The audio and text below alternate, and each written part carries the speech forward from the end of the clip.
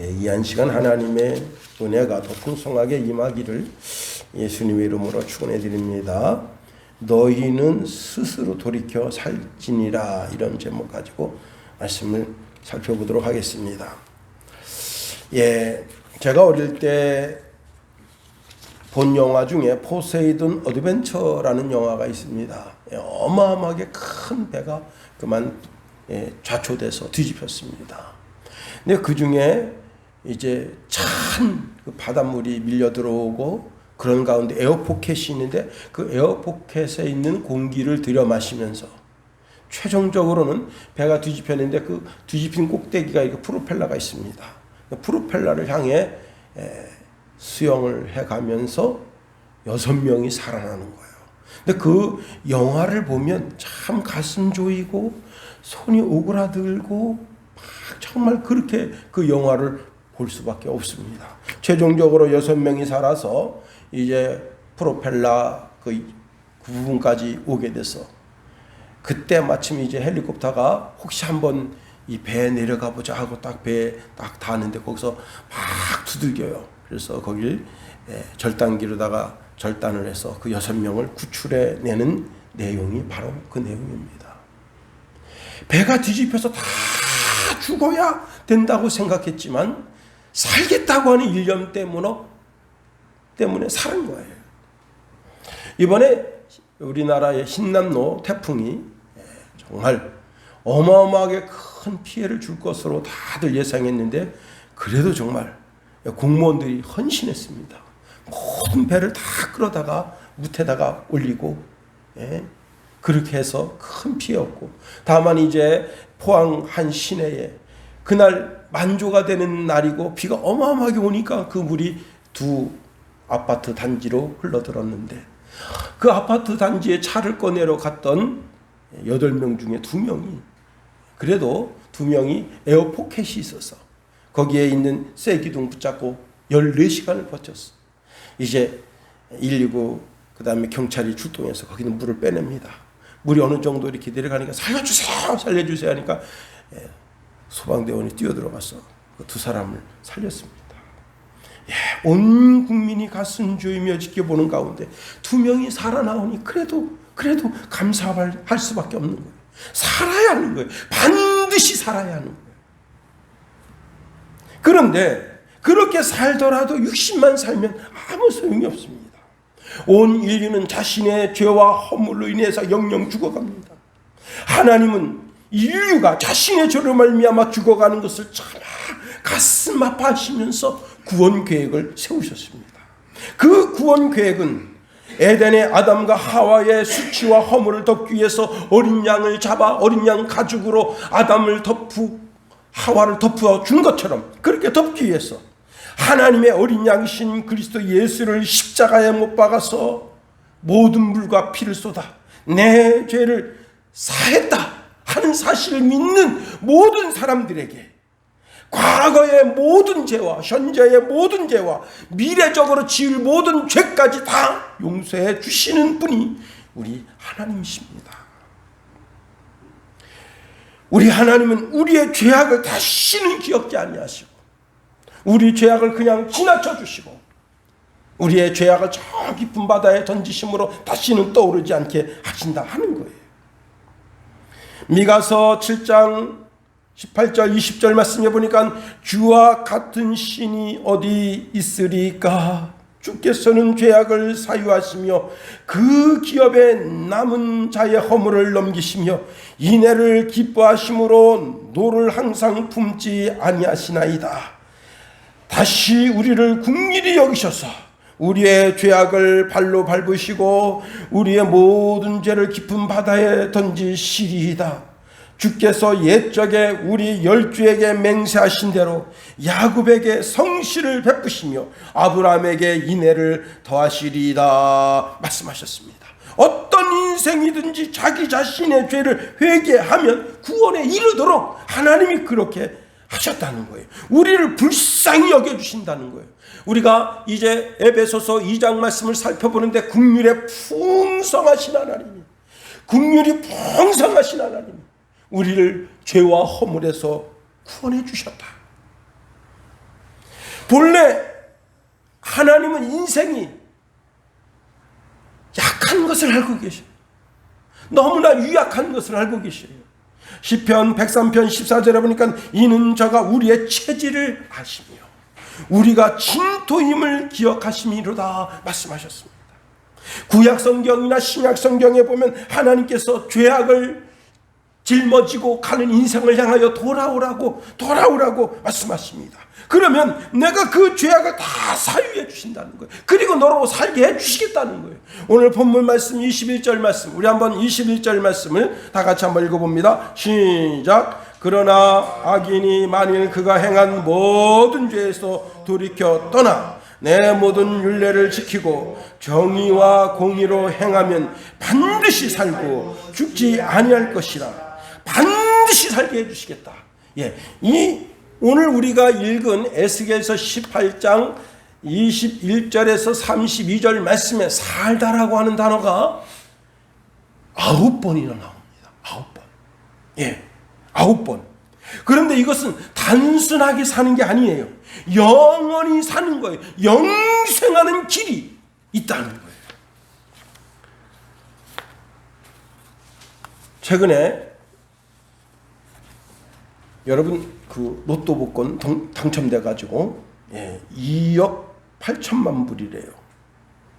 2억 8천만 불 당첨된 43세 남자가 너무 충격받아서 그만 심장마비로 죽었어요. 2006년 12월 29일 신문에 중앙일보에 난 기사입니다. 또 행운아의 불운 그래가지고 제목이 그런데요. 93세 할아버지가 복권 당첨됐다 하니까 그리고 그날 그냥 돌아가셨어요. 너무너무 기뻐서 심장마비가 온 거예요. 예수님이 이렇게 말씀하십니다. 마태복음 16장 26절에 사람이 만일 온 천을 얻고도 제 목숨을 잃으면 무엇이 유익하리요? 사람이 무엇으로 제 목숨을 바꾸겠느냐 말씀하십니다. 전도서에 보니까 솔로몬이 이런 말씀을 줍니다. 모든 산자 중에 참여한 자가 소망이 있으면 산 개가 죽은 사자보다 나음이라 말씀하십니다. 하나님은 우리가 아무리 악한 죄인이라도 회개해서 살기를 원하신다. 23절 말씀해 보니까 주 여호와의 말씀이니라. 내가 어찌 악인이 죽는 것을 조금인들 기뻐하랴. 그가 돌이켜 그 길에서 떠나 사는 것을 어찌 기뻐하지 아니하겠느냐. 우리는 내 삶 속에서 해코지하는 사람, 말 한마디도 나의 마음에 상처를 주는 사람, 이 새끼 가다가 확 넘어져가 다리 뭉새 붉어져라. 그런 마음 가져요. 내 등에다 비수를 꽂는 사람, 내가 조금 실수한 것을 돌아다니면서 이 사람 저 사람에게 풍문으로 퍼뜨리는 그 사람 알게 되면 그런데 여기 이 악인은 하나님을 등쳐먹고 하나님 대신 우상, 밀곰이라고 하는 우상에게 절하고 그 우상을 자기 신으로 섬기는 어리석은 인생인데 그 인생을 바라보시면서 내가 돌아와 회개하고 살기를 원한다. 그게 하나님의 본심이라는 거예요. 하나님의 본심을 알아주라는 거예요. 우리는 남의 탓할 때가 많습니다. 세상살이 하다가 남의 탓을 합니다. 여러분, 많은 사람들이 남의 탓을 해요. 에덴 동산에 아담은 자기가 죄를 짓고 하나님이 내 옆을 갈비뼈를 뜯어서 만든 하와 때문에 내가 이렇게 범죄를 저질렀잖아요. 하와만 안 만들었다면 내가 범죄할 일이 있었겠습니까? 왜 하와를 만드신 거예요? 그리고 하나님을 타박하는 거예요. 이 악한 인간이. 그런데 하와가 뭐라 그랬어요? 하나님 왜 뱀 만들었어요? 저 뱀이 나를 꿰매로 내가 이렇게 그만 선악과를 다 먹었잖아요. 하나님 뱀만 안 만들었다면 하고 하나님을 타박합니다. 이게 인간이에요. 내가 길 가다가 새끼줄 하나 주웠는데 그 새끼줄 끝에 황소가 걸려있을 줄 누가 알았겠습니까? 누가 새끼줄을 길바닥에 버립니까? 그 죽는 거 당연한 것 아니에요? 그러면서 꼭 이유와 핑계를 댑니다. 여러분, 하나님께서는 오늘 본문에 있는 말씀을 통해서 너희는 스스로 돌이키고 살지니라 말씀하십니다.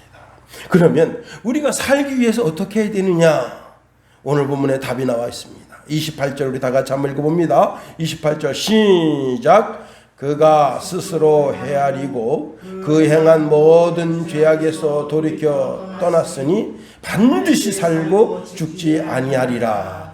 여기 말씀해 보니까 스스로 헤아려라 그랬습니다. 이 헤아리다라고 하는 말은 보다, 바라보다, 조사하다 그런 뜻이에요.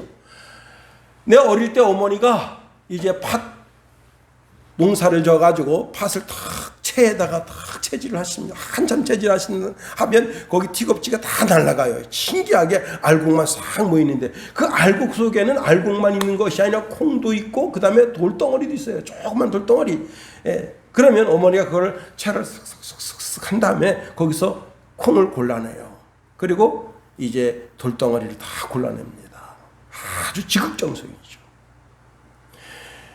여러분, 밭에 돌이 많으면 어떡하느냐? 일일이 그 돌을 다 모아요. 근데 요즘은요, 트랙터에 이렇게 뭐가 달렸냐면 채석기라는 게 달려있어요. 그래서 채석기가 쭉 가면 돌이 다 걸려 들어옵니다. 참 신기해요. 요즘 참, 농촌진흥청에 있는 과학자들이 얼마나 이 머리를 기발하게 썼는지. 그 채석기를 갖다가 그냥 밭을 여러 번 돌리면 돌이 하나도 없어져요. 응? 추석날 우리 최철 장로님하고 봉구차를 타고 가는데 와 노네요. 피가 이게 벼를 심은 논인지 피를 심은 논인지 알 수가 없어요. 그래서 내가 그 생각 가만히 들었어요. 왜냐면 저 피가 관절에 만병통치약이라든가 이런 걸 누가 개발하면 논에 피가 싹 없어질 텐데 그런데 지혜로운 농부는 예리한 칼로 가서 그 목만 탁탁탁탁 따가지고 한 군데 모아서 불사지릅니다. 세상에 촌 여인도 키에 있는 그 밭에서 돌도 골라내고 콩도 골라내고 다 골라내는데 내 심령 속에, 내 심령 깊은 폐부에 숨겨져 있는 죄악, 아무도 모른다고 생각하는 그 죄악, 숨겨져 있는 죄악은 왜 캐내지 않느냐 이 말이에요. 오늘 본문의 말씀해 보니까 하나님은 나를 선악간에 판단하신다. 우리 하나님, 우리의 폐부를 살피시는 하나님이시라 하는 겁니다. 여러분, 그러니 나도 내 자신의 심장 폐부를 살펴봐야 하는 겁니다. 예레미야 17장 10절 말씀해 보니까 나 여호와는 심장을 살피며 폐부를 시험하고 각각 그 행위와 그 행실대로 보응하나니 말씀하십니다.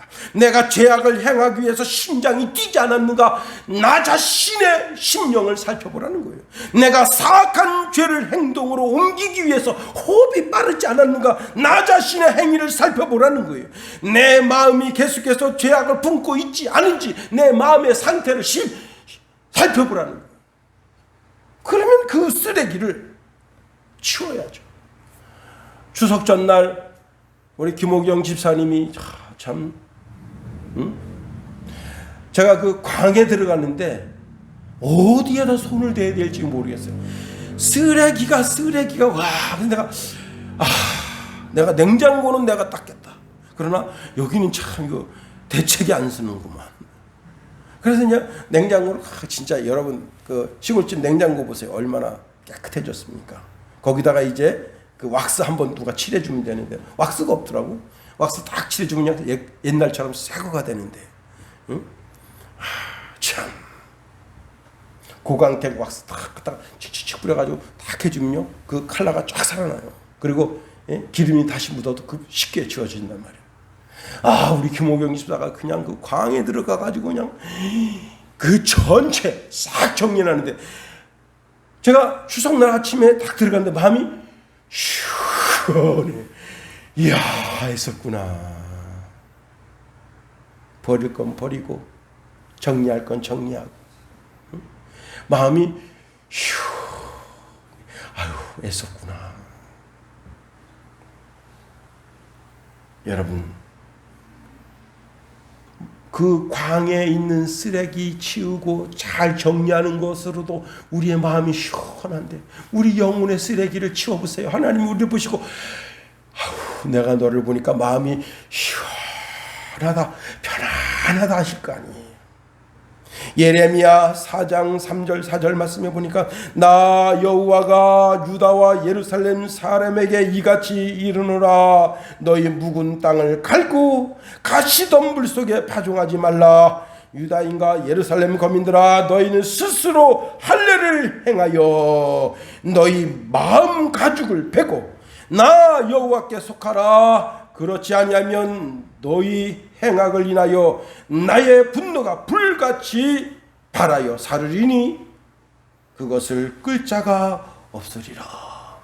내 마음의 할례를 하라는 거예요. 내 마음의 죄악을 잘라내라는 거예요. 의사가 암덩어리가 있으면 그걸 참 조직을 잘 살핀 다음에 가끔 실수하는 의사는 오른쪽 폐를 잘라야 되는데 왼쪽 폐를 자르는 그런 어리석은 사람도 있긴 하지만, 여러분, 지혜로운 의사는 그 암덩어리를 잘 살핀 다음에 암덩어리를 싹 그냥 칼로 예리하게 도려내서 그 사람으로 하여금 생명을 10년 20년 유지할 수 있도록 도와준다.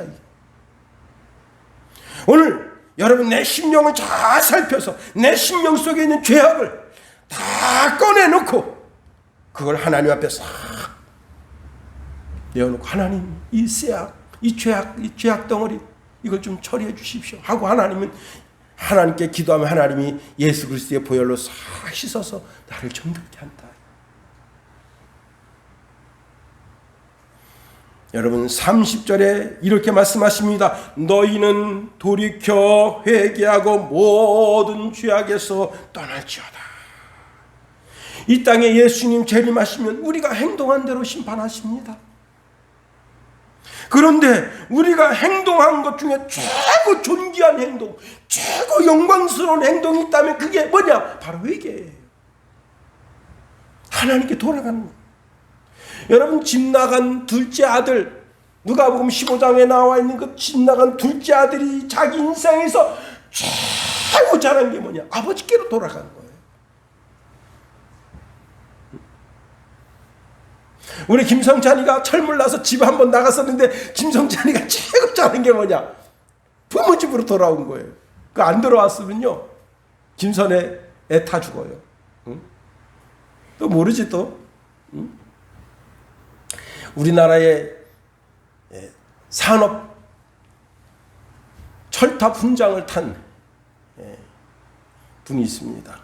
이름은 뭐 제가 잘 기억이 못해요. 이분이 저 강원도 간성 거제 거기 분인데 하도 심심해가지고 마을 그 시외버스가 왔는데 시외버스가 딱 그 아저씨가 오줌 싸러 간 사이에 시외버스를 탔어요. 그리고는 맨 뒤에 가서 이렇게 숨었어요. 이게 어디 가는 버스냐? 마장동 가는 버스예요. 마장동. 그럼 이 아저씨가 마장동에 애를 왔으면 다시 태워서 여기 데리고 가야 되는데, 이 새끼 내려 임시게 그걸 귓봉석으로 갈긴 거예요. 차비도 안 내고 이 새끼 말이야 여기 탔어요. 얘가 갈 데가 있어야지. 응? 그래가지고 얘가 어떻게 했느냐? 청계 2가 3가에 그때 볼트를 만드는 데가 있어요. 그 여기서 만들어서 이쪽으로 갖다 주고, 왜? 그거 팔아야 되니까 만드는 집에서 이렇게 왔다 갔다 하면서 사환 노릇을 했어요. 그러다가 얘가 영특해가지고, 여러분 그 간성 거기서 시외버스 타고 서울 갈 정도면 얘가 똑똑한 애예요, 멍청한 애예요. 똑똑한 애죠.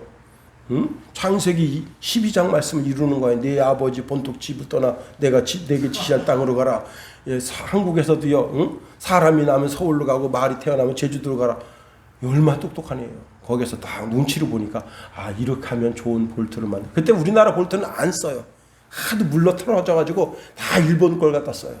그래서 얘가 그 열처리 기술을 발명해서 열처리 기술로 해서 18개인가 특허 출원을 하고, 그래가지고 볼트에 관한 세계 1인자가 된 거예요. 약간 격일로 갔습니다만은 그 집 나간 게 그건 잘 된 건데, 여러분, 우리는 하나님의 집으로 돌아와.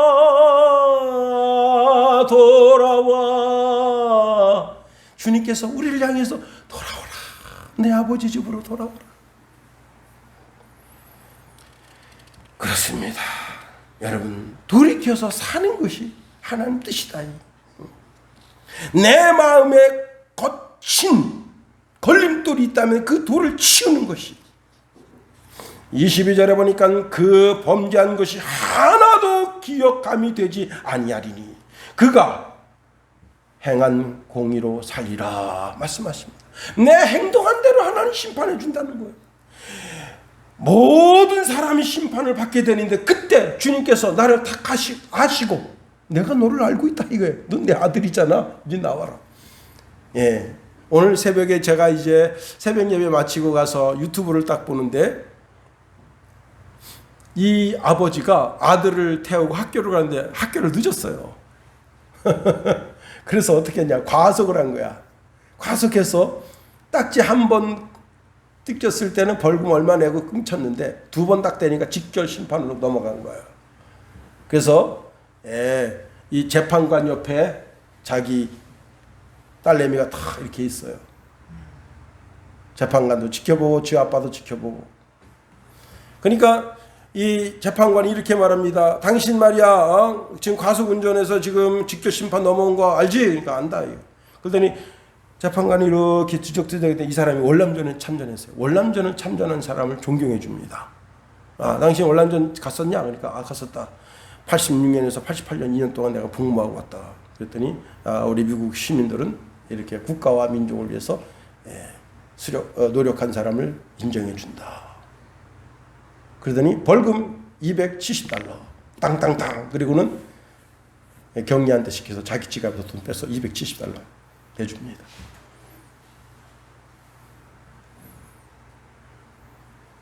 뭐예요? 우리 하나님 똑같아. 우리 하나님이 야, 넌 죽을 수밖에 없어. 사형! 땅땅땅. 그리고 예수님 대신 죽인 거야. 그리고 나를 살린 거야. 와, 그걸 보는데 이야, 그 딸이 그 앞에서 눈이 동그래진 거야. $270 눈이 동그래진 거야. 우리는 너무 가난해서 $270가 없는데 근데 자기 지갑을 꺼내서 $270 얼마나 멋져요. 응? 우리 하나님 그리 하신 거예요. 모든 죄를 예수님에게 담당시키고. 여러분, 우리의 심장과 우리의 폐부를 살피시는 그 하나님께서 우리 심령 가운데 숨겨놓은 죄를 다 낱낱이 밝히신다. 미국의 어느 한 가정인데 이 집이 결혼하고 3년 6개월 됐는데 애가 없어요. 그래서 이제 두 부부가 가서 검사를 했더니 남자가 무정자증이야. 그런데 참 이게 웃기는 게 이게 있을 수가 없는 일인데 이 부부가 이제 서로 어떻게 했냐면 그 옆집 남자인데 그 옆집 남자하고 자기 아내하고 이게 이제 서로 사랑을 해서 그렇게 자녀를 낳기로 했어요. 왜냐하면 그 집에 딸이 셋이 있는데 그 딸이 너무 잘 자라는 거야. 그래서 그렇게 합시다. 그래가지고 반년 동안 성관계를 했는데 자식이 안 생겨요. 그래가지고 왜 자식이 안 생기지 하고 그 남자를 가서 검사했더니 그 남자도 무전작증이야. 근데 그 집에 딸이 셋이 있어. 애가요 큰애예요. 그래서 이 남자가 자기 와이프를 고소했어요. 그래서 병원에서 전부 다 유전자 검사를 했더니 다 남의 집 새끼야. 이야,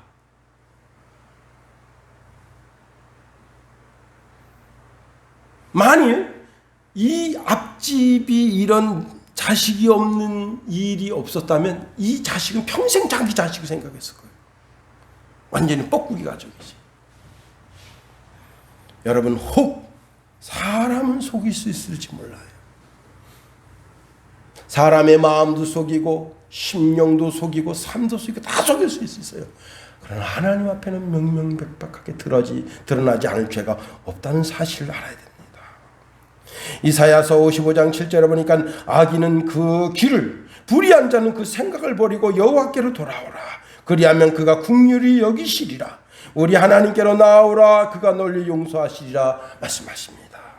두 번째로 우리가 회개하면 마음과 영이 새로워집니다.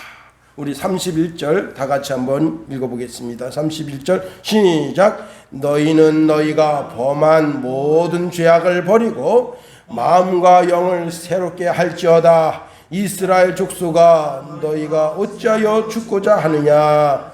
여러분, 다윗이 밧세바를 취하고 그리고 자식을 그 밧세바가 임신하고 그런 모든 일련의 사건이 그 다윗궁에서 이루어졌는데, 다윗궁에 있는 사람들이 다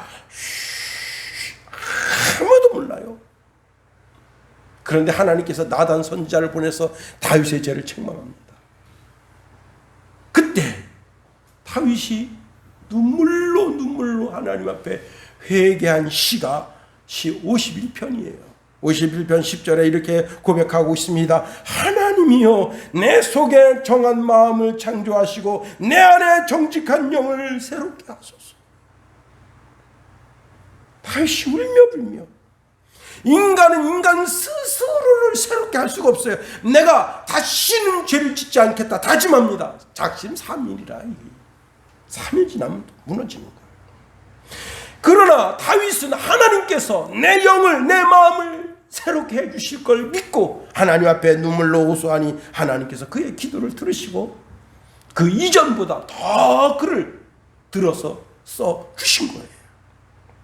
에스겔서 36장 26절 말씀해 보니까 또 새 영을 너희 속에 두고 새 마음을 너희에게 주되 너희 육신에서 굳은 마음을 제하고 부드러운 마음을 줄 것이다 말씀하셨습니다. 여러분, 새 영, 하나님께서 성령을 통해서 역사하시는데 돌같이 딱딱한 굳은 내 마음을 부드럽게 해주신다는 거예요. 강팍한 마음, 교만한 마음, 불순종하는 마음, 자기밖에 모르는 이기적인 마음, 모든 불신앙의 마음을 다 녹여주시고 우리를 부드럽게 해주신다.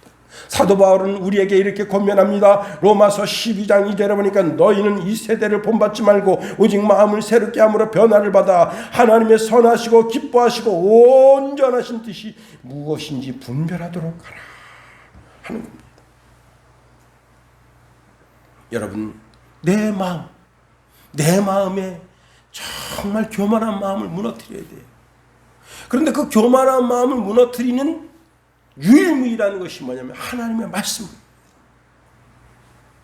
나는 나 자신을 무너뜨릴 수가 없어요. 내 자신의 교만, 내 자신의 아집, 이게 아주 견고해집니다. 골로새서 3장 15절 말씀에도 보면 그리스도의 평강이 너희 마음을 주장하게 하라 말씀하십니다. 여러분, 그리스도가 우리에게 주는 평강, 그것을 맛보기 위해서는 그리스도의 주권을 인정해 줘야 되는 거예요. 주님은 우리 삶의 형편 속에서 하나님의 평강, 하늘의 평강, 그리스도의 평강을 우리에게 주기를 원하셔요. 그래서 요한복음 14장 27절에 보니까 편안을 너희에게 끼치노니 곧 나의 편안을 너희에게 주노라 말씀하십니다.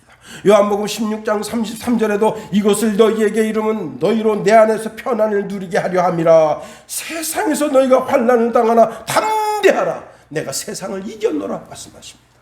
여러분, 예수님이 십자가에 달려서 허무하게 돌아가시고 그리고 아리마대 요셉의 예수님의 시신이 안장되는 것을 제자들이 지켜봤다. 그래서 마음이 무너진 거예요. 억장이 무너진 거예요. 그래가지고 쫄아가지고 마가다락방에 숨어 있는데 여러분, 숨소리도 크게 못 내요. 왜? 까딱 잘못하면 유대인들한테 발각돼가지고 예수님을 잡아 죽겠는데 우리는 못 잡아 죽이겠어? 그래가지고 마가다락방에서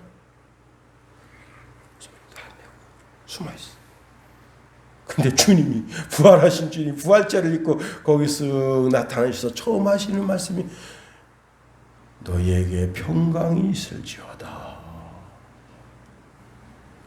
우리 주님은 우리에게 하늘의 평강을 맛보게 해주시기를 원하시는 거예요. 내가 비록 세상의 실수와 잘못 때문에 교도소에 갇혀 있더라도 그 속에서 하나님의 평강을 맛보게 해주시는 거예요.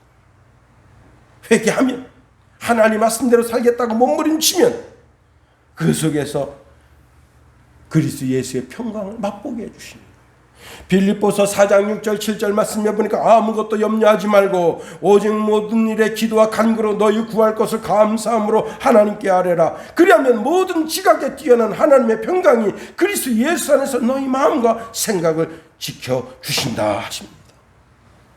사랑하는 성도 여러분, 우리의 영을, 우리의 마음을 새롭게 하는 것은 오직 성령이 내 속에 들어오셔서 내 속에 있는 모든 죄악을 다 밀어내시고 하나님의 평강, 하나님의 은혜를 경험하게 할 때만이 가능하다는 사실을 기억하시기 바랍니다. 세 번째로, 하나님의 본심은 우리가 영원히 사는 것을 하나님이 원하신다는 사실이에요. 32절부터 다 같이 한번 읽어봅니다. 시작. 주 여호와의 말씀이니라. 죽을 자가 죽는 것도 내가 기뻐하지 아니하노니 너희는 스스로 돌이켜 살지니라. 예, 제가 이 살다라고 하는 단어가 9번 나온다 그랬는데, 이 살다라고 하는 단어가 부활이라고 하는 것을 포함해서 영원히 산다는 개념이에요. 영원히 산다. 영원히 산다. 자, 하나님과 영원히 사는 것을 의미하는 거예요. 마귀와 영원히 사는 것은 저주일 뿐이에요. 하나님과 영원히 사는 거예요. 그걸 하나님이 그렇게 원하신다. 하나님은 우리가 하나님의 집에서 하나님과 영원히 살기를 원하십니다. 그래서 하나님은 우리가 죽는 것을 기뻐하지 아니하신다. 우리가 죄악과 허물로 인해서 그로 말미암아 영영한 사망에 들어간 것을 하나님 원치 아니하신다. 우리뿐만 아니라 지금 예수 그리스도를 몰라서 세상 속에서 그냥 지 멋대로 살아가는 인생들도 주님, 저들이 그냥 자기 죄로 인해서 죽는 것을 기뻐하지 아니하신다. 로마서 6장 23절에 보니까 죄의 삭은 사망이라 했어요. 야고보서 1장 15절에 보니까 욕심이 잉태한 죄를 낳고 죄가 장성하여 사망을 낳는다 했어요. 많은 사람들이 자신의 욕심에 사로잡히고 그 욕심 때문에 자기 인생을 파멸로 이끌어가는 거예요. 베드로후서 3장 9절에 보니까 오직 너희를 대하여 오래 참으사 아무도 멸망치 않고 다 회개하기를 이르기를 원하시느니라 말씀하십니다. 여러분, 다 회개하기로, 온 인류가 다 하나님 앞에 있기를 원한다. 온 인류가 다 구원에 이르기를 원하신다. 하나님의 본뜻입니다. 하나님은 애국 백성이라도 다 하나님을 알고 하나님을 섬기고 예배해서 살기를 원하셨던 것이 하나님 본뜻이에요. 신명기 30장 19절 20절에 보니까 내가 오늘날 천지를 불러 너희에게 증거를 삼노라. 내가 생명과 사망과 복과 저주를 내 앞에 두었은즉 너와 내 자손이 살기 위하여 생명을 택하고 내 하나님 여호와를 사랑하고 그 말씀을 순종하면 또 그에게 부종하라. 그는 내 생명이시오 내 장수이시니 여호와께서 내 열조 아브라함과 이삭과 야곱에게 주리라고 맹세한 땅에 내가 거하리라 말씀하십니다. 오늘 간절한 하나님의 음성이 여러분 속에 들려야 됩니다. 너희는 스스로 돌이켜 살지니라. 너희는 스스로 돌이켜 살지니라. 여기 살진이라고 하는 것은 우리가 하나님과 영원히 산다고 하는 개념도 있지만, 이 살진이라 이 단어는요, 점점 마음이 점점 넓어지고 마음의 관용이 너그럼 점점 넓어진다는 거예요.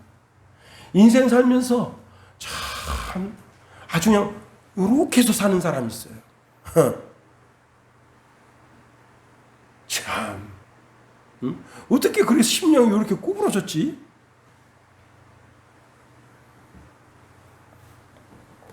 한 사람이 주차장에 주차를 했는데 무개념 주차예요. 자기는 BMW 새 차 산지 한 3개월밖에 안 된 새 차인데 주차장 3칸을 차지하고 이렇게 가로로 대놨어.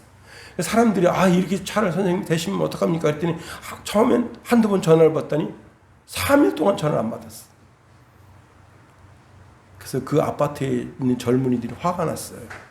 차를 못 빼도록 딱 10cm 간격 딱 해서 두 대를 딱 대놨어요. 그리고 자기는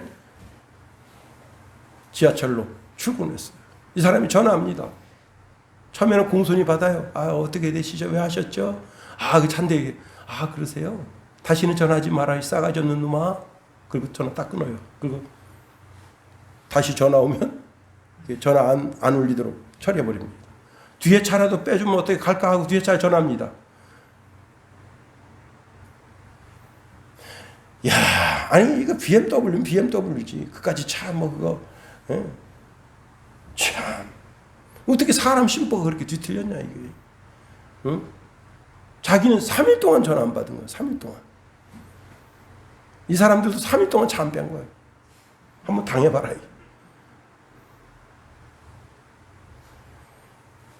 여러분, 여기 살찐이라고 하면 점점 마음이 넓어지는 거예요. 관용하는 마음이 넓어지는 거예요.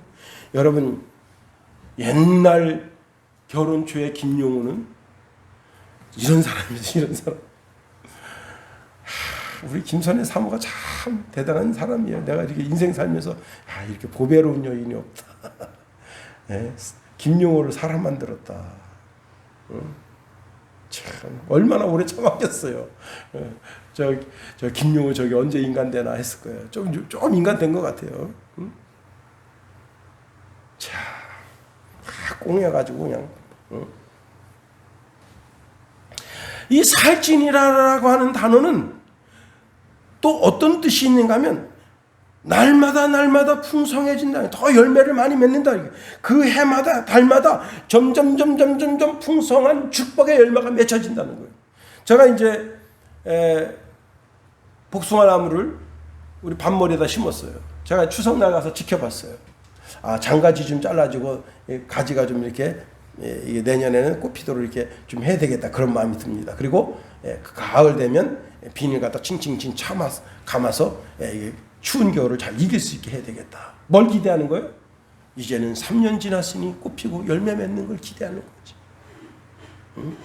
그런 것처럼 여기 살찐이라고 하는 것은 점점 풍성해지는 거예요. 시간이 지나면 30배, 60배, 100배로 자꾸 열매를 맺는 거예요. 1000배로 열매 맺는 거예요. 점점. 그게 살찐이라의 뜻에 있는 또 다른 의미입니다. 에스겔서 33장 11절에 보니까 주 여호와의 말씀에 나의 삶을 두고 맹세하노니 나는 악인이 죽는 것을 기뻐하지 아니하고 악인이 그 길을 떠나 그 길에서 돌이켜 떠나서 사는 것을 기뻐하노라. 이스라엘 족속아 돌이키고 돌이키라. 너희 악한 길에서 떠나라. 어찌 죽고자 하느냐 하셨다 하라. 내 삶에서 죄악에서 과감하게 떠나서 살되 풍성하게 사는, 하나님 주시는 복록으로 풍성하게 사는 저와 여러분이 다 되기를 예수님의 이름으로 축원해드립니다. 기도하겠습니다. 하나님, 우리를 붙드시며 인도하소서. 우리 심령 패부를 잘 살피고 우리 죄악이, 숨은 죄악이 있거들랑 예수 그리스도의 피로 다 씻어주시고 우리 마음이 새로워지고 영이 새로워져서 살되 하나님과 영원히 사는 그런 거룩한 신령한 백성 다 되게 하소서.